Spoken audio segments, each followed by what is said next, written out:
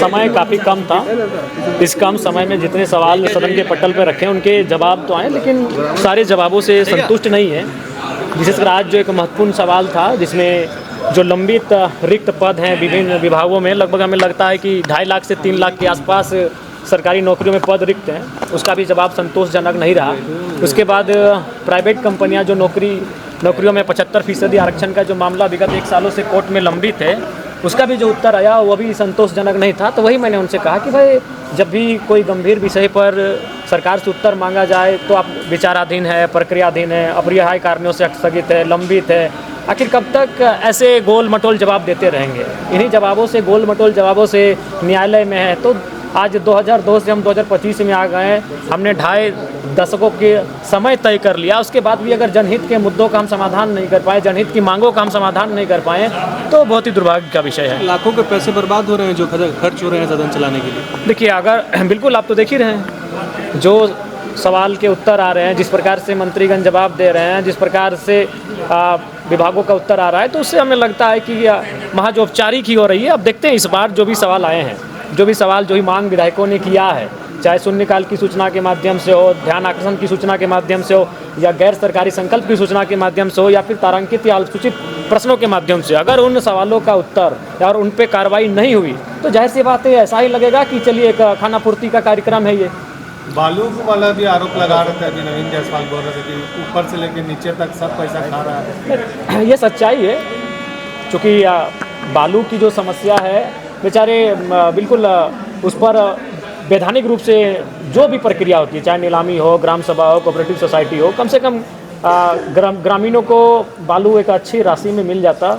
खामोखाम जो राशि सरकार के खजाने में आनी चाहिए थी, जिससे जितनी सुलभता के साथ बालू उपलब्ध होना चाहिए था, वो बीच में झूठ मूठ के अधिकारी उसको गबन कर रहे हैं। आरोप लगा रहे हैं मंत्री जी से पैसा लगाने के लिए पैसा देना पड़ रहा, फिर भी काम नहीं हो रहा है। कॉल रिकॉर्डिंग जो बाबूलाल मरांडी जिसका दावा कर रहे हैं, कथित कॉल रिकॉर्डिंग, उस पर अभी हमने संज्ञान नहीं लिया है, उसके बाद ही हम चर्चा करेंगे, पहले हम जान लेंगे क्या विषय है। अच्छा जयराम जी, आपने जो कहा कि सवाल के जवाब नहीं मिलते हैं, तो ये सिर्फ जयराम जी के साथ हो रहा है? नहीं, सभी के साथ है। नहीं, आपने अभी देखा कि सत्ता पक्ष की बोकारो विधायक का जो उत्तर जब उनको मिला तो उन्होंने कहा कि हमने साल भर पहले ही इस प्रकार का सवाल किया था और आज साल भर के बाद भी कॉपी पेस्ट जवाब मिला है।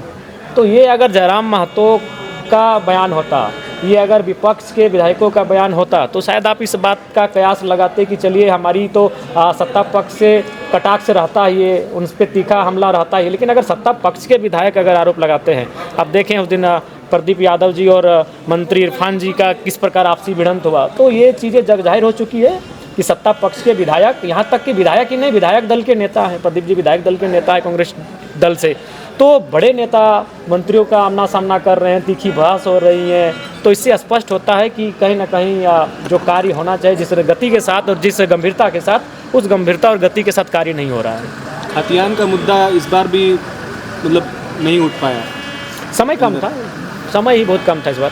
जयराम दा, बीजेपी के कई विधायकों ने आरोप लगाया कि स्पीकर जो है सो पक्षपात करते हैं। क्या आपको भी ऐसा लगता है कि पक्षपात किया जा रहा है सदन में? देखिए, थोड़ा सा स्पीकर भी तो आखिर किसी दल से होते हैं, हालांकि वो है काफ़ी प्रबुद्ध हैं, काफ़ी बेहतर व्यक्ति हैं, लेकिन उसके बावजूद भी एक दल से आते हैं, तो उस दल के होने के नाते कभी कभी उन पर भी कोई इंटरनली प्रेशर रहता है, जिसको हर चीज़ जगह सार्वजनिक शायद नहीं किया जा सकता है, तो कभी कभी ऐसा हो जाता है, लेकिन बाकी वो ओवरऑल ठीक ठाक इंसान है। जयराम दा, एक सवाल कि जितने भी सवाल किए जाए बीजेपी विधायकों से या फिर कांग्रेस जेएमएम के विधायकों से, राज्य से जुड़े हुए जो नेता हैं, राज्य में सत्ताधारी हैं, वो केंद्र पे आरोप मढ़ देते हैं, केंद्र में बीजेपी जो है वो राज्य पे आरोप बढ़ देती है। तो आखिर जनता के सवालों का जवाब किस माध्यम से जनता तक पहुंच पाएगा? देखिए, जनता के सवालों का माध्यम तो यही था, लेकिन एक दूसरे पे दोषारोपण जो कर रहे हैं ये कतई उचित नहीं है, और बिल्कुल उन्हें दोषारोपण करने के बजाय अपने अपने कार्यों का मूल्यांकन करना चाहिए कि राज्य का अंश क्या है, केंद्र का अंश क्या है। अगर केंद्र के अंश में किसी प्रकार की बाधा उत्पन्न हो रही है, तो राज्य में जो केंद्र के उत्तराधिकारी बैठे हैं उनका कर्तव्य बनता है कि उस पर बातचीत करके कार्य को संपादित किया जाए, और राज्य अंश पर जो राज्य के मुखिया हैं, उनके नेतृत्व में जो उनकी टीम मंडली है, उनका कर्तव्य बनता है कि उस कार्य का निष्पादन किया जाए।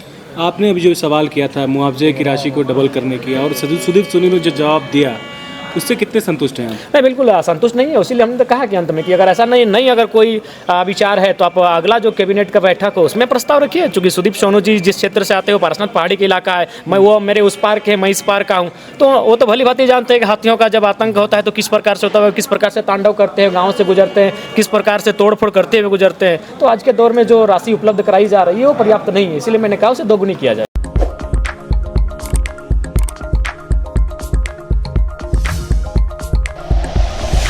Like and share videos, subscribe करें हमारा चैनल और प्रेस करें बेल आइकॉन।